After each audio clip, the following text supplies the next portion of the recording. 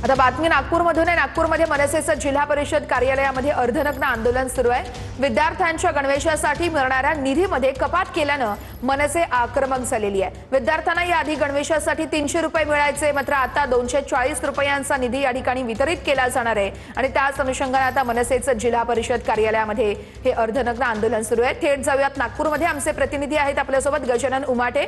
गजानन, या सगळ्या कार्यकर्त्यांची आणि अर्थातच मनसेची काय भूमिका आहे? नक्कीच शालेय विद्यार्थ्यांना मोफत गणवेशासाठी फक्त 240 रुपये आल्याचा आरोप या मनसेच्या कार्यकर्त्यांनी केलेला आहे। त्यामुळे अर्धनग्न आंदोलन सुरू केलेलं आहे। 240 रुपयात जेवढे कपडे आले तेवढेच कपडे घातले आणि अर्धनग्न मनसेचा दुपट्टा घालून हातामध्ये भीक मागत आहेत। आदित्य दुरुक्कर जिल्हा प्रमुख आहे, ते सुद्धा अर्धनग्न आले। 240 रुपयात जेवढे कपडे खरेदी करता आले तेवढेच कपडे खरेदी करत या ठिकाणी भीक मागो आंदोलन जे आहे ते केलं जात आहे।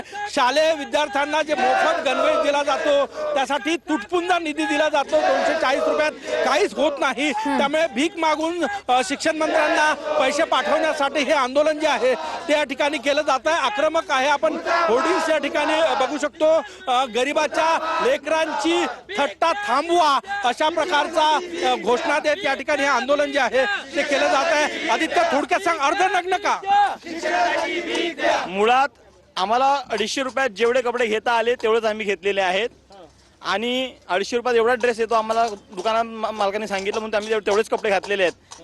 शासनाने 250 रुपये अगर दिले आहे, 240 रुपये, मुळात 300 रुपये नेहमी द्यायचे, आता 240 रुपये दिले, जे 20% कपात केलेली आहेत आणि त्या 20% कपात करून आता वेळेवर कपडे शिवून घ्यायचे, मग शिलाई द्यायची का कपडा घ्यायचा? नक्कीच हा गंभीर प्रश्न आहे आणि त्यामुळेच आदित्य दुरुक्कर निश्चितच गजानन, नक्कीच या संदर्भातले अपडेट्स घेत राहू। तर तास धन्यवाद।